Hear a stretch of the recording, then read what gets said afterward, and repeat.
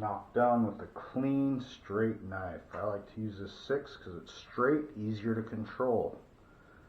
Gotta knock it down lightly.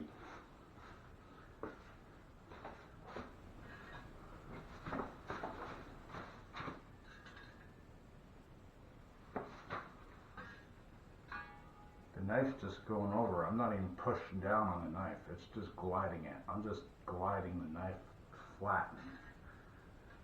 Light knockdown, no pressure, no pressure, no pressure, no pressure. Just gliding it along as lightly as possible. Keep your wipe down knife clean. I always keep a sponge in my hand when I do knockdowns. You can get rid of these edges. Sanding will get rid of that. Angles, pick them from angles.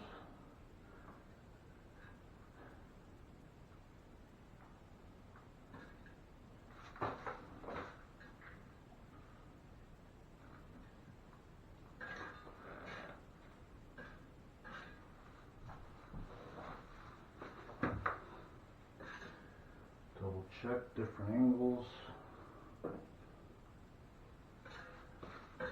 Any missed knockdown, let's just go ahead and go over it lightly. Lightly. Lightly.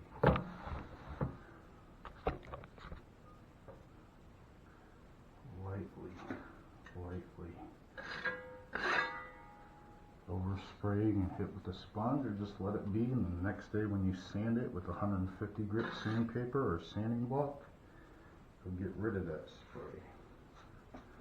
That's why you want to use clean joint compound. If there's goobers in the mud, sometimes you can strain it like a spaghetti strainer, because you don't want goobers and clumps in your mud if it's not mixed up good. When you go to knock down, you might pull scratches if you got clumps in your mud. So use clean strained mud.